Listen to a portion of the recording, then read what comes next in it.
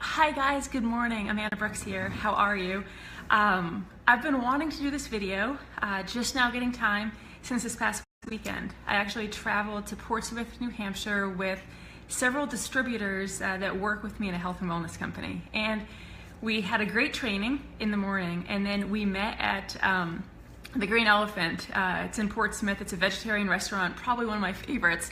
So I'll put in a plug for the Green Elephant. But while we were sitting there, this is what happened. The waitress took our drink order, and every single person but me and one other distributor ordered soda. I couldn't believe it. Like, I didn't want to say anything because I didn't feel like it was my place at that point, because I'm already pretty open with what I say to these people. But every single one of them ordered a soda, and a few of them ordered diet soda. And so immediately then, I made a mental note that I was going to make a video and send it out to you guys. So this video is about what you're choosing to put into your body. And if that's soda, please listen. And if you know someone that, my phone just rang, so I hope that didn't mess up this recording. That was weird. But if you know someone that drinks soda, please share this video with them because they have to hear this information. Personally, I've been so blessed that I haven't really ever drank diet soda, because my mom at a very young age was like, do not drink that stuff. We're not having that in the house. That causes brain tumors. I think she was telepathic. She just knew about this well before many of us did. But there's a lot of nasty side effects to drinking diet soda. Good morning, Tara. And one of those is depression. A lot of us have issues with our mood anyway, but this depression, there's actually been some links to kidney damage. There were some researchers at Harvard University, prestigious institution, that actually looked at people who heavily drink diet soda, and there is a correlation between that and kidney function, type 2 diabetes, cardiovascular disease. There was some research done specifically at Columbia University and University of Miami, looking at actually over 2,000 individuals for over a 10-year time span, and showing that there is a link between increased heart attacks and strokes in those consuming large amounts of soda, more specifically diet soda. Diet soda is scary because it can actually cross something called the blood-brain barrier. So our brain, it's really, really smart. And there's something called the blood-brain barrier, that allows certain things to stay in the bloodstream instead of getting into the brain. Well, this is compromised. This is compromised. It's a problem because this can lead to neurotoxicity, which can then lead to neurodegeneration. And guess what that means? That means that we can develop nasty things like Alzheimer's, Parkinson's, dementia. I can tell you what, those are 3 things I definitely do not want. So let's think about this for a minute. So what's in diet soda that's so scary? The first thing is artificial sweeteners. So the #1 artificial sweetener in diet sodas, in my opinion, I think, is aspartame. So aspartame is a synthetic compound. It's been linked to really nasty migraines, anxiety, even some links to fibromyalgia, multiple sclerosis. People that are drinking diet soda, it's almost funny, not in a ha-ha way, but people that drink diet soda, they actually weigh more than those that don't, because our body doesn't really know how to metabolize this compound, and so it actually leads to increased consumption of food. So not a good thing. And oftentimes I was actually corresponding with someone this morning. She's been diagnosed with a horrible disease, still doesn't feel well, and so we were talking about the need to reassess lifestyle. Like, are you managing your stress? Are you getting enough sleep? What are you putting into your body?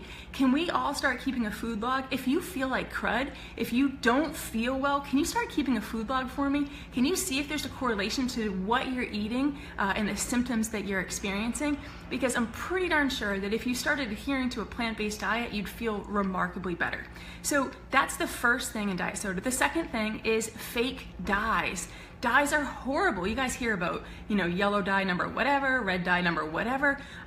These should be avoided at all costs. These, again, are carcinogenic compounds. That means they lead to cancer. Now, it makes me sick when I see a little kid running around with a can of diet soda.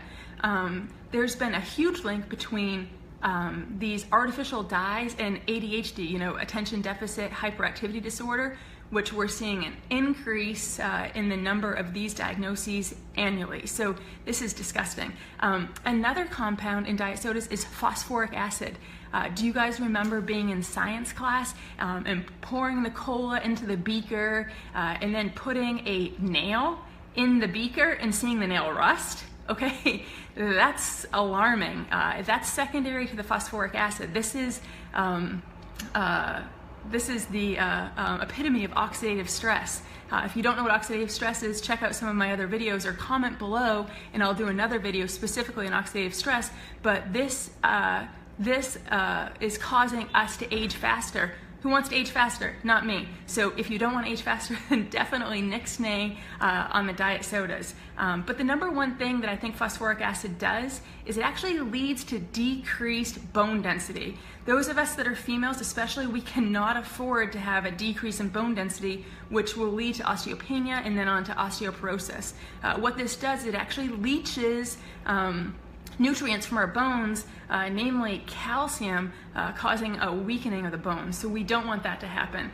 Another common ingredient in these diet sodas is sucralose. It's a combination of sucrose that's chlorinated. Okay, anything that's chlorinated, I don't want to put in my body. This is a huge issue with destroying the probiotics in our gut. So sucralose is a no-no. We really, all of us, need to band together and get off all diet sweeteners and sodas, specifically diet sodas. There's a lot of other bad ingredients in soda, but we'll stick to those. I don't want to overwhelm you guys. And I want to talk about detoxing a little bit. And that's just a very little bit. But if you have been addicted to soda, specifically diet soda, because they say that artificial sweeteners are as addictive as drugs like cocaine and alcohol. So it's very difficult to sometimes get off of these. I know some of you are drinking liters of diet soda a day, so this is going to take some work. But if you detox from these things, you might want to think about eating some natural sweeteners. I love honey, coconut sugar. You can use the stevia, which is the leaf from the stevia leaf. Monk fruit. Agave is not my favorite, but you could use that as well. Maple syrup. So using natural sweeteners in place of these. Number two, probably wanting to detox your kidneys.